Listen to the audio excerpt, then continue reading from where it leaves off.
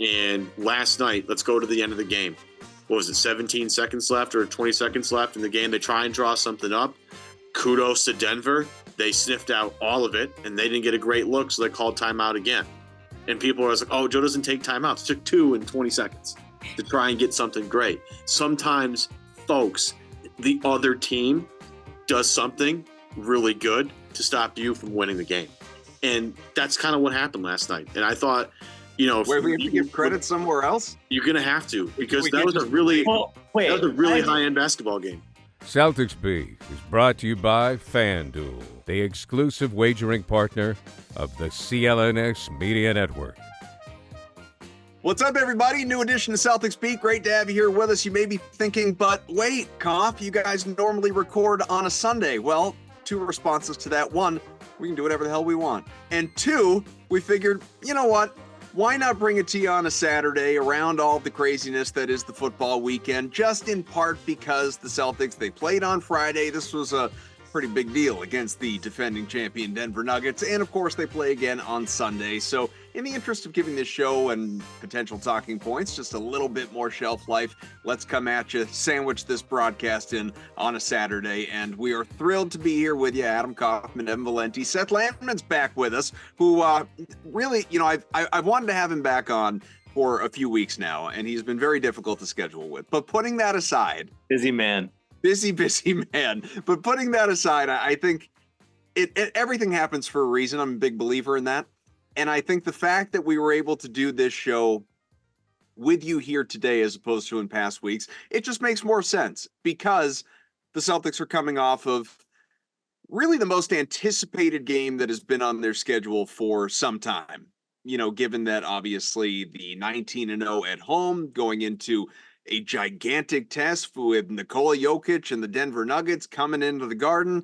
And, you know, unless you live under a rock, you certainly know the streak is over. The Celtics are not going to go unbeaten at home during the regular season this year. There's still hope for the playoffs, baby. But at least during the regular season, that is not going to happen. 41-0, a pipe dream. We'll just have to settle for 40-1 if they can get there, obviously.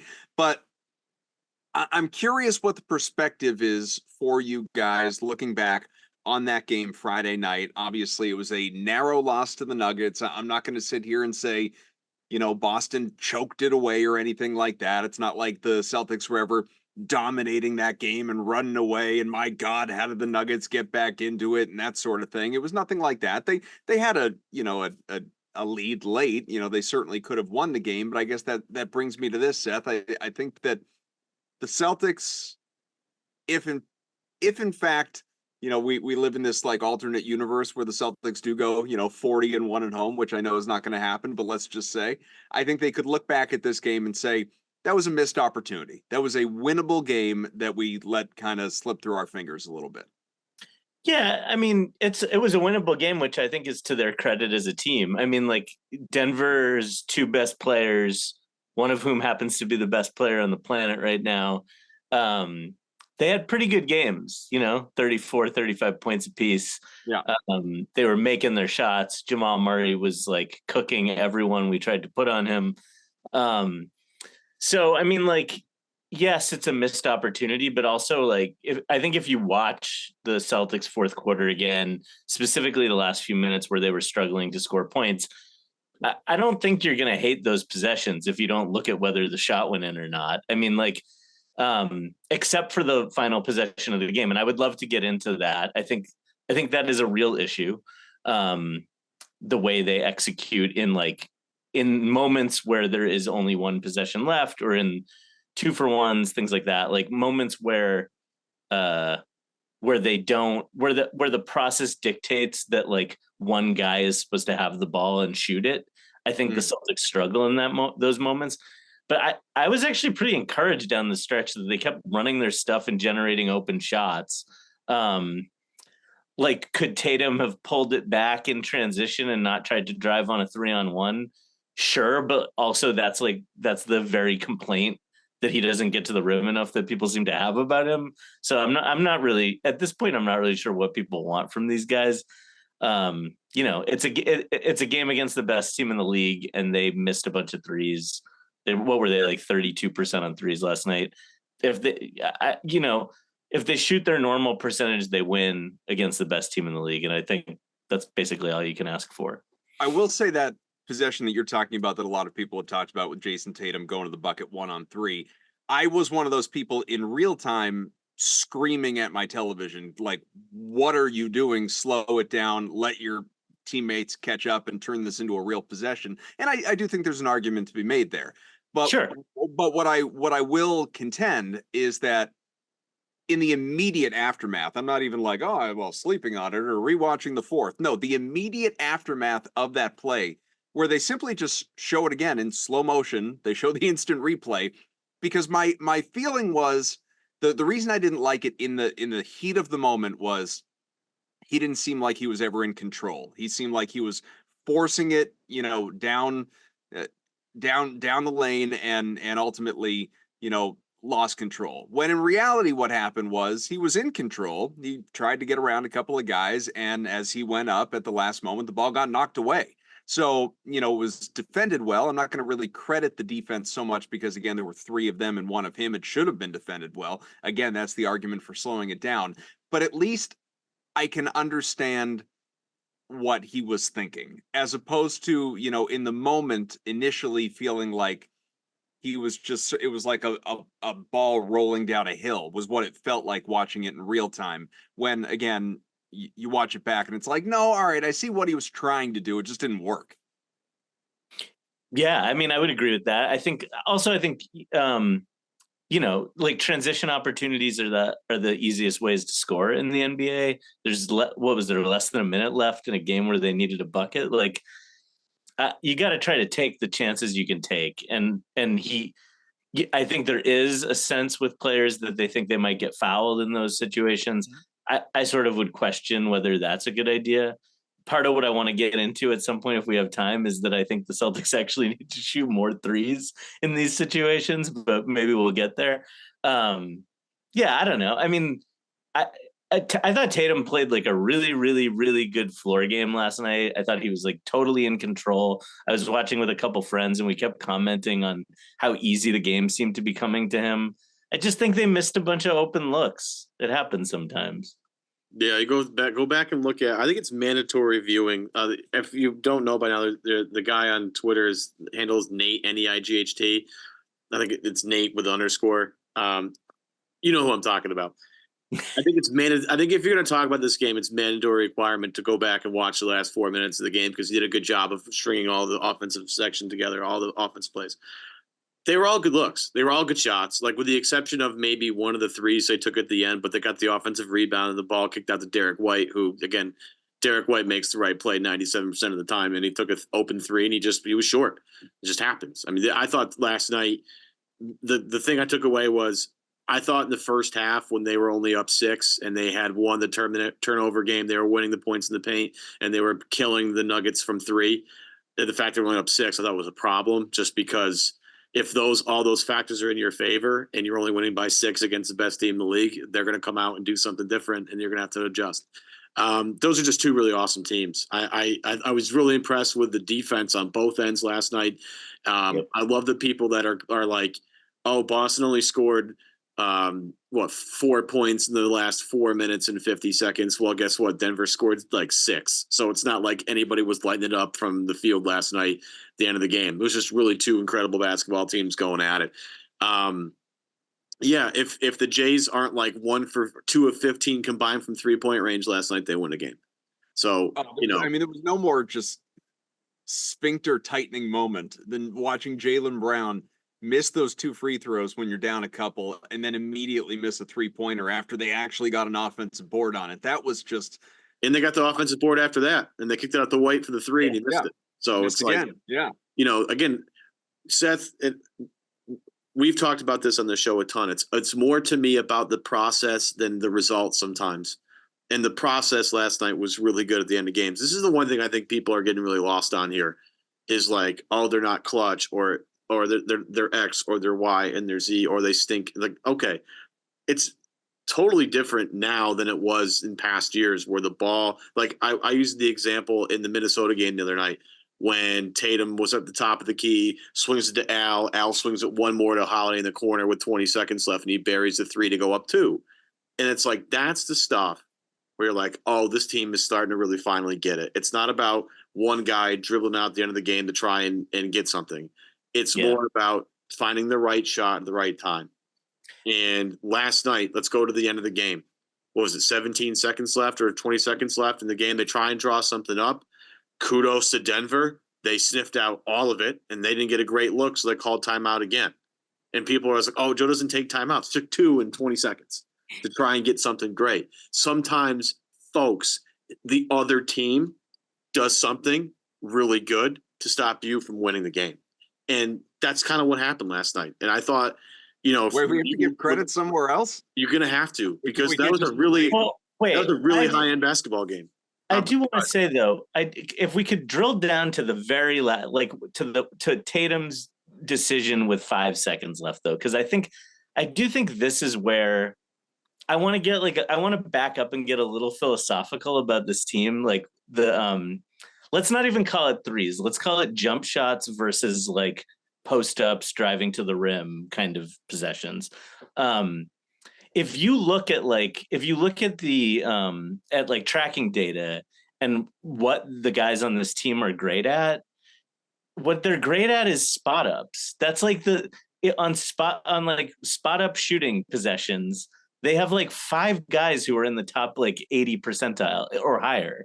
And so I get why people are like concerned that the Celtics don't get to the rim enough, or that like they need more variety in their possessions, or that it's a little scary that they lead the league in like percentage of their shots that are threes by such a wide margin. At the same time, that's the team they've built. They've built this team that has like elite shooting. And when they move the ball, and those are like clean looks, those looks have all kinds of advantages. You don't turn the ball over on those looks. You get a lot of offensive rebounds on those looks. When they go in, they're worth 3 points instead of 2. Like, I think in a lot of cases, like getting a couple passes, catching and shooting the ball is a lot easier than what Tatum's trying to do in these moments where it's like where it's like 30 something seconds left in a quarter and he's trying to get a 2-for-1, and like, or it's the last shot of a game and he's trying to manipulate the clock in a way that means he or if Jalen's doing it, has to be in control of the ball for that whole possession. And I just think we struggle to score when defenses are able to load up on the one guy. And so I don't know if it has to be threes. Like for some team, like we have a lot of great cutters on this team, and maybe there's opportunities for that to happen as well. But I worry that in this focus on like the idea that they might be shooting too many threes, they're actually going to get away from the stuff that just like, when you say that you want a team to like take what the game gives you, or like not fight the game, or like let like whatever the defense is giving you, that's what you have to take. In many cases, the Celtics do that by generating clean jump shooting looks. I think well, go ahead. Well, it's I mean, again, go back to that play in Minnesota, spot up 3 to take a 2-point lead. Look at, again, the catch and shoot numbers on this team are outrageous. And as you say, the personnel, looking at the shooters. I mean, I don't know who the worst shooter on a catch and shoot 3 is on this team. Like, on catch and shoot might be Jalen. Is it? Yeah, is it like Jalen? Actually, it's Porzingis, but he's such a great, like, they're all great shooters. To Seth's point, like that's what they should be hunting. They should be looking to generate someone, you know, getting a wide open catch and shoot 3-point look. If they really want to, you know, lean into this again, that's just going to set the internet on fire because this team shoots too many threes already or whatever. But that's their strength. So instead of bogging the possession down and having all the attention focused on one guy, maybe they can use that to their advantage to get someone else open, or just maybe have Derek White start with the ball. That's another, just another thought.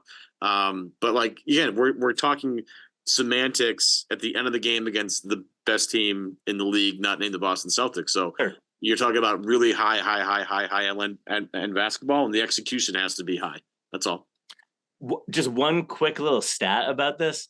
So I looked up, I got to read it off my notes here. Final minute of the fourth quarter or of overtime with the score within 3. And this is just for games that both the Jays played in. We have 21 possessions in that situation so far this year. I keep saying we, it's ridiculous. Listen, you're an honorary member of the team. So in those 21 possessions, 0 for 6 on 2-point field goal attempts, 3 for 7 on 3-point attempts, which is 41%. However, 12 points off free throws. So 9 points off threes, 12 points off free throws, but they haven't made any 2-pointers in that situation. I went back and looked up a couple previous situations. Honestly, their percentage on threes and twos in these situations it's basically the same percentage. It was like 37% on twos, 35% on threes. I think this idea that it's like automatically a more reliable play in today's NBA to go for a 2 in that situation is like a little bit bogus, actually. What you want is just a clean look at just a clean look. However you can get a clean look, that's your best shot at making the basket in these situations where you need one hoop. And so, like, yes, you might get fouled, but if you drive to the hoop, you might turn it over also. I just think, I think quibbling with these decisions when they shoot a 3, what I really want is for them to throw a few passes and not just put the ball in one guy's hands and have him trying to dribble. So anyway, that's where I'm at with the end of the game stuff. Move the ball. The NFL season is wrapping up, but there is still time to get on the action with FanDuel, America's #1 sportsbook. Right now, new customers get $150 in bonus bets guaranteed when you place a $5 bet. That's $150 in bonus bets, win or lose. The app is so easy to use, and there are so many different ways to bet, like live same-game parlays, find bets in the new Explore tab, make a parlay in the Parlay Hub, the best way to find popular parlays, and more. So visit FanDuel.com/Boston and make your first bet a layup. FanDuel, official partner of the NFL.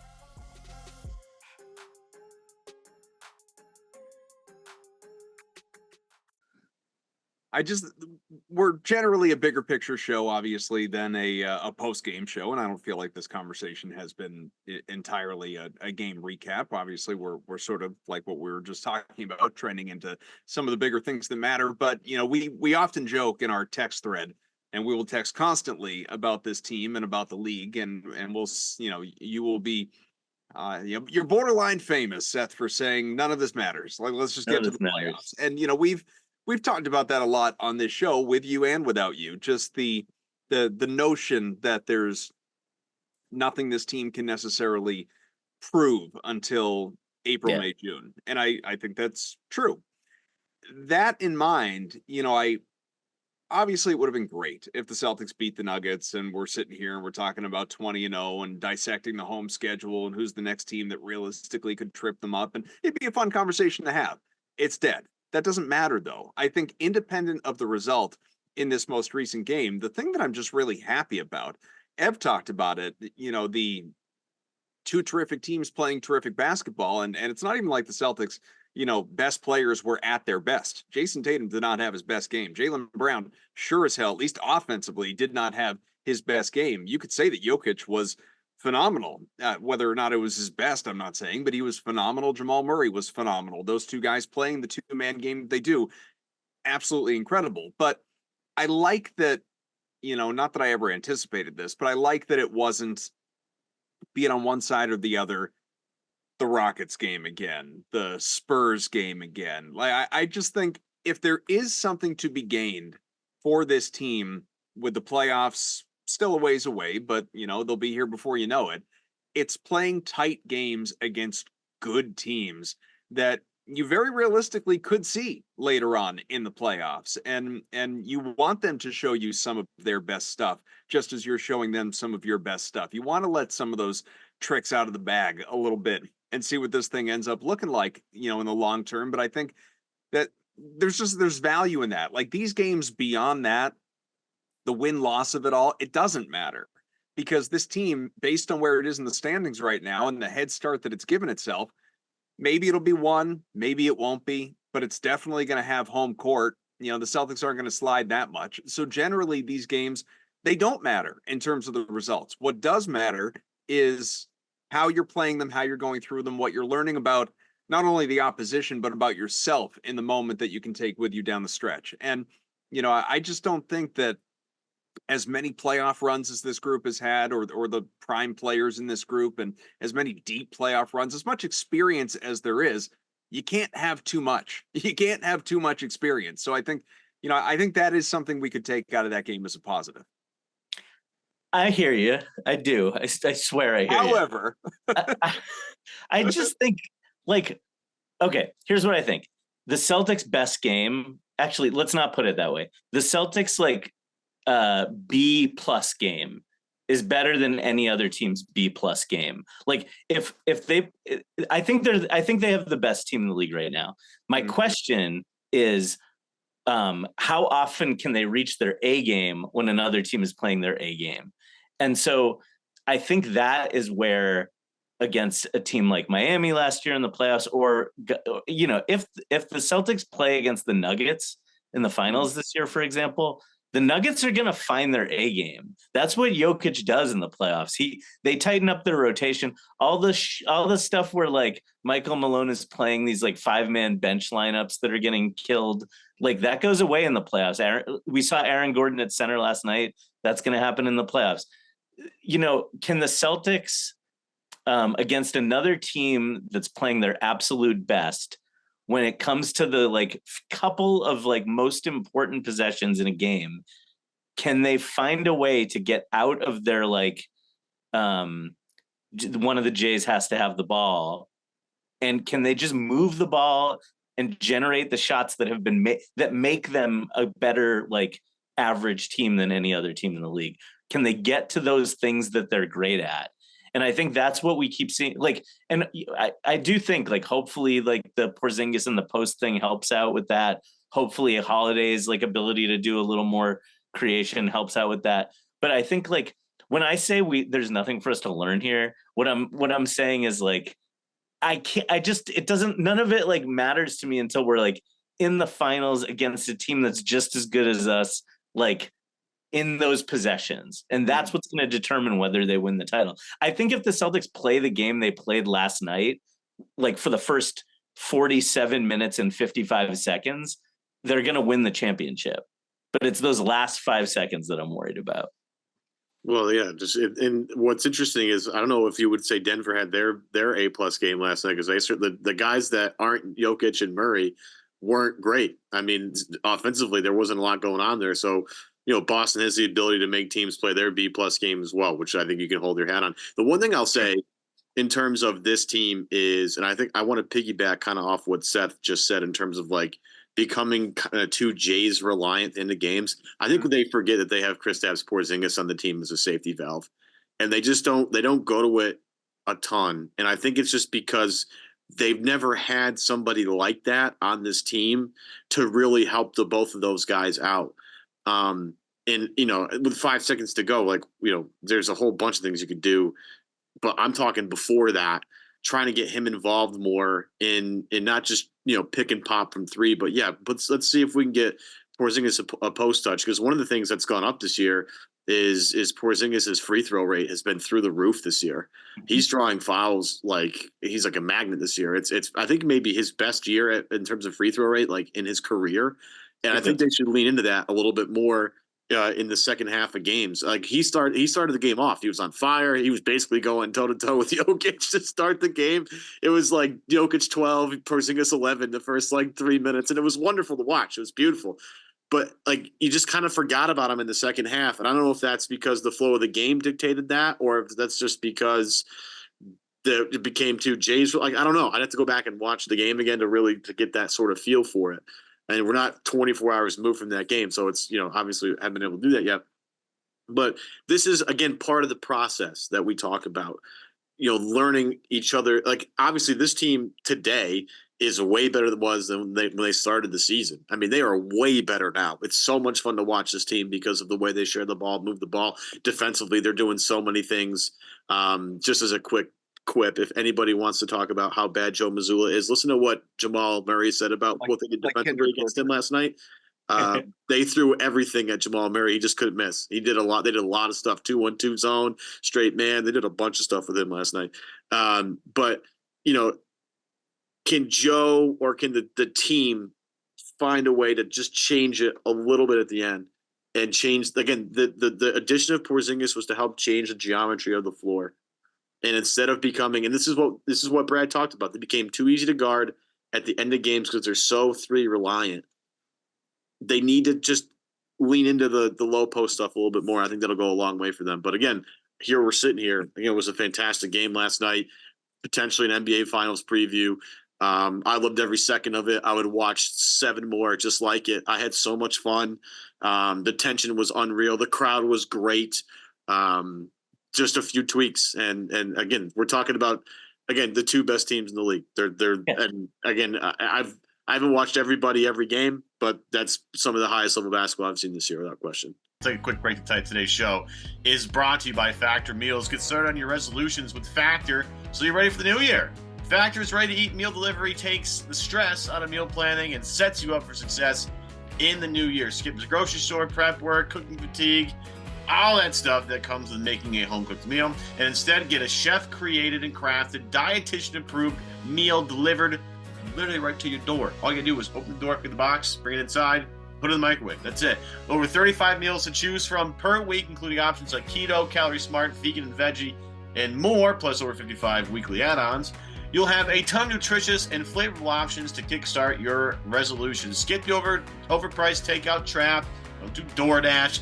Factor is cheaper and way more delicious. Stress less over mealtime. The new year, Factor's no prep, no mess meal set up, free time otherwise spend shopping, cooking, and cleanup. No more wasting time in the kitchen. That's the most important part. Head to factormeals.com/Celtics50. That's Celtics50. Use the code Celtics50 to get 50% off. That's code Celtics50 at factormeals.com/Celtics50 to get 50% off. Those are great game. That was a great game, and those are 2 great teams for sure. Yeah, absolutely. So what? But before we do break here, because this is going to be a shorter show than what our listeners and viewers are used to. Maybe that's a good thing. I don't know. They're going to be so glad. You guys tell us in the comment sections. This show is going to be about a quarter of the length of a typical Evan Seth Game 7 preview episode. This spot tequila for that. We're going to be just fine. I'm already prepping for the Game 7 in Miami or in Boston that they're going to play. Don't even talk about Miami. I can't. I have tequila on deck. We're good. What I'm trying to think of the right way to ask the question, I guess. What most has your attention over the next couple of weeks, weeks, month? What are you watching for? What can, I don't know, make you look at things with this team a little differently, what better or worse? I'm not saying, what do they need to prove to you or something like that, but you know what I'm asking. Yeah, well, here's what I'm keeping my eye on, and this is like I'm pretty in the weeds here, but I'm like really interested in this philosophically. I think we would all agree that Jason Tatum is a better passer than Jaylen Brown. So you want like the reason the ball needs to be in Tatum's hands more is that Tatum is better at creating shots for everybody, like offensive flow in general. However, as much as like Tatum's height helps him the step back be a weapon, I've become obsessed with the catch and shoot versus pull up shooting numbers for these 2 guys. So this is catch and shoot threes. Tatum this year is 45% on catch and shoot threes. Jaylen's 35% on catch and shoot threes. Tatum is 33% on pull up threes. Jaylen is 37% on pull up threes. So Jaylen's percentage is actually higher on pull up threes than catch and shoot threes. And when I was talking about how like almost everyone on this team is like elite at spot up shooting, like Jaylen really is the exception to that. And so the ball does need to be in Tatum's hands. He's a better creator, but as the season goes on, that's the thing I've got my eye on can we get the ball into Jaylen's hands more for some of these end of the clock ISOs that end up going to Tatum more than Jaylen. I actually think Jaylen is more equipped to get a bucket in those situations when that guy is going to have to be the one who shoots.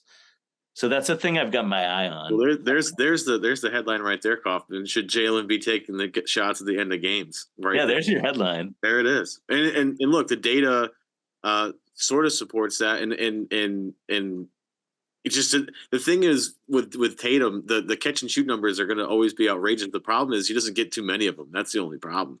They could find. But why is that? I mean, like, so that's and then the other piece of it is the pull up twos. Like Jalen is a killer in the mid range. His mid range shooting is absolutely incredible. And so, man, just like I just can't help but wonder the last possession of the game last night. Like, why isn't that a Jaylen Brown possession? And maybe it's because honestly, if I'm remembering correctly, Caldwell Pope was on Tatum and Aaron Gordon was on Brown, and maybe that's the answer. But like, I wonder if there's a way to skew some of those possessions towards Jalen. Just a thought. No, it's an interesting thought. Makes you wonder if we'll see more of it potentially going forward. All right, so here's the deal with the Celtics' upcoming schedule. Again, this team is starting off a 3-game trip now. It's at Houston. Hopefully, they just absolutely wax Ime's ass again.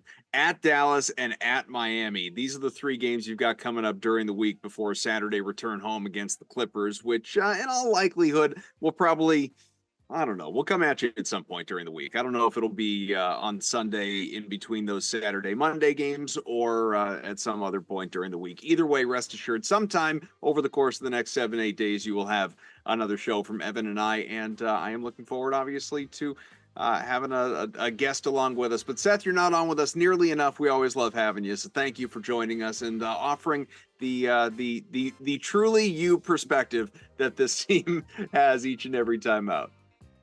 Thanks, man. I love these guys. For Evan, I am Adam. For Seth Landman, do check us out on YouTube, obviously, with the video shorts, the full episodes, and wherever you get your podcast. Please do rate, review, most importantly, subscribe there. A short edition of Celtics Beat. It flew by in a blink. Enjoy the football this weekend, folks. We'll talk to you.